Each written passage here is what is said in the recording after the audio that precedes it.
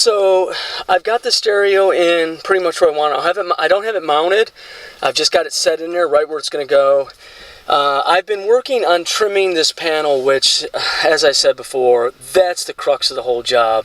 You can see how much wider it is.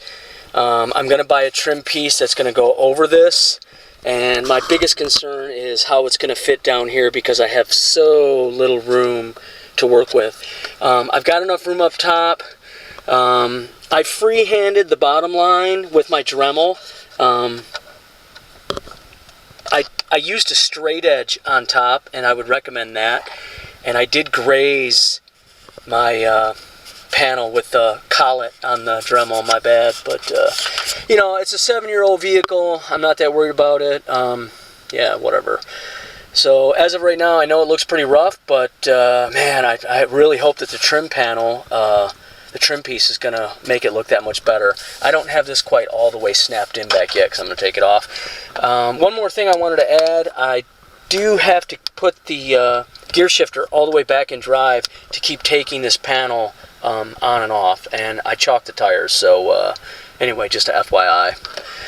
So I've got this cut just about to fit, and I'll be ready to wire it, mount it, and then the trim piece is going to go on the outside. So if it wasn't for this job would have been, you know, a whole lot better, a whole lot easier. It's too bad I was really hoping to just use that little trim piece that came with the stereo, but there's no way that's going to fill this in. So I had a thought to put that trim piece over the outside and maybe buy some black RTV or caulk or silicone and put a bead around it, but who knows what that's going to look like. So anyway, as of right now, I'm going to go ahead and work on fitting this just a little bit better, and I'm going to start wiring it up. So I bought the extra or additional wiring harness adapter, so this will plug in to the existing harness inside the vehicle.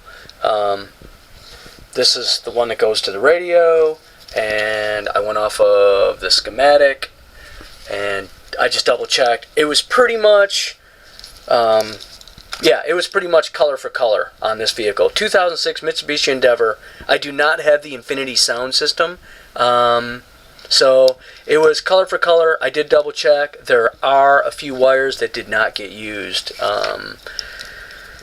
Let's see.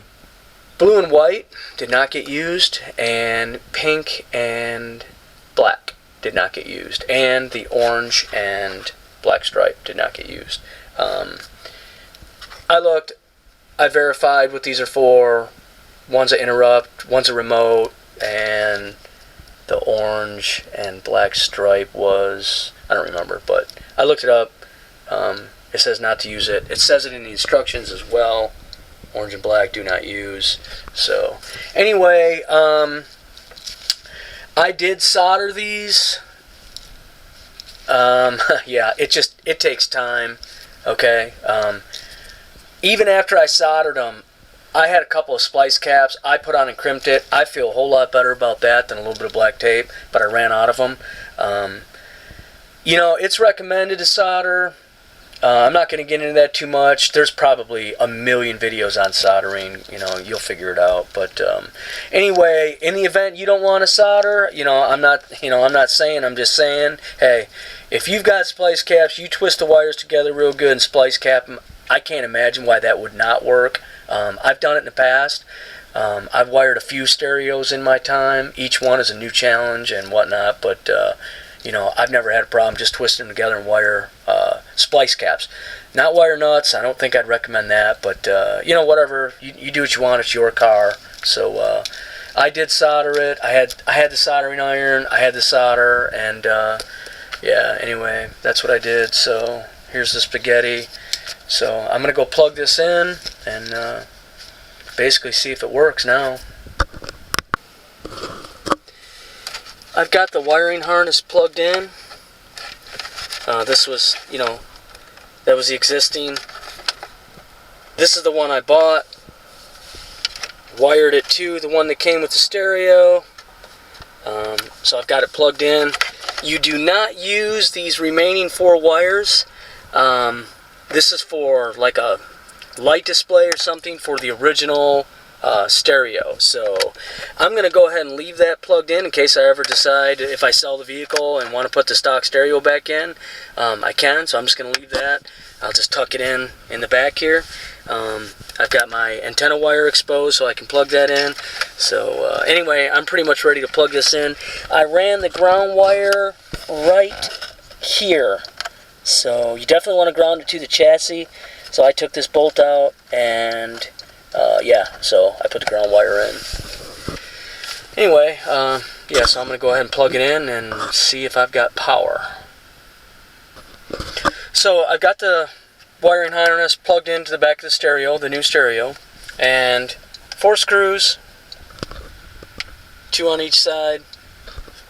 So remember, that's 2 screws through the bracket in the stereo on each side, and 2 screws on each side, left and right. I did not feel that it was necessary to put on that bolt, or that, excuse me, that nut way in the back. I mean, come on, that thing, that's not going anywhere. So I did not feel that that was necessary, and it'll be easier if I ever need to take it out. So I'm gonna go out on a limb here and gamble a little bit. You know, I could go ahead and reconnect the battery, try it out, which is probably what I should do, but I'm going to go ahead and I'm going to plug everything back in, put the panel back on, put the battery in, and fire it up and see what happens. So I've reconnected the battery. As I said, I put everything back together. That might be a mistake. I don't know, whatever. I trusted my wiring, I guess. So, oh, also, I did decide to go with the Bluetooth microphone. I've kind of read a little bit about it. You know, I mean, I knew it was a wireless system, but anyway, you can connect it right here in front. There's a port in the back where you can connect it. I thought that was the way to go. Why have the wires in front? So anyway, I ran them up the back of the panel. That's where I connected it. I don't know if that's where it's supposed to go, but it looks good, so whatever. All right, so the moment of truth, I'm fired up. Lights, come on. All right, cool.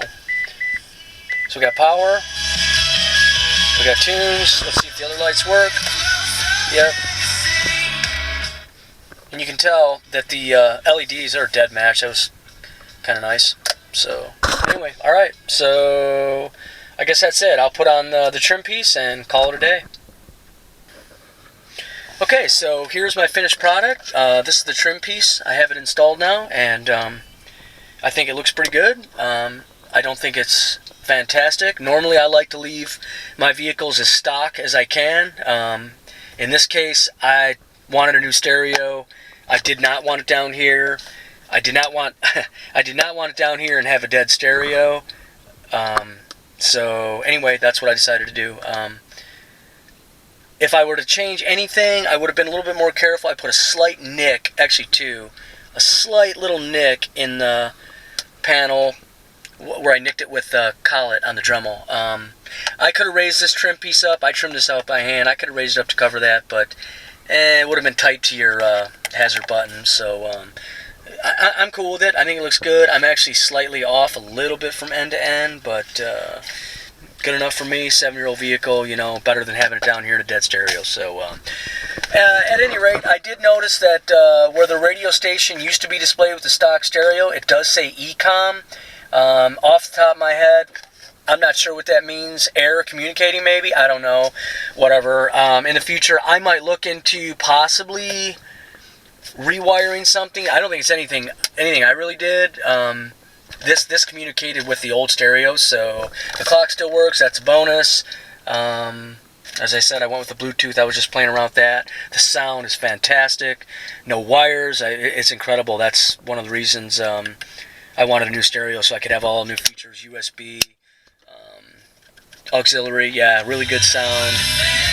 So way better than the stock stereo. And like I said, normally I just leave everything stock, but in this case, I couldn't do it. So that's pretty much the only thing I'm changing on this vehicle.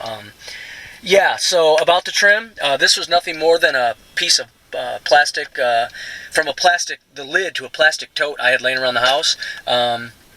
probably about a 1/16 of an inch contour black. Worked out pretty well. I did buy a piece of professional, what I guess you call professional grade, textured.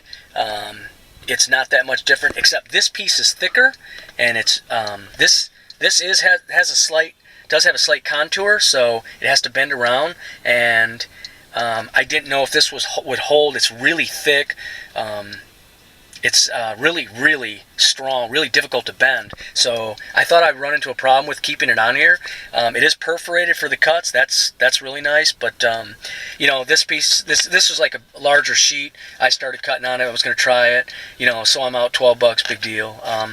So I used nothing more than a 3M two-way tape. I think it was $4 or something, so that worked out really well.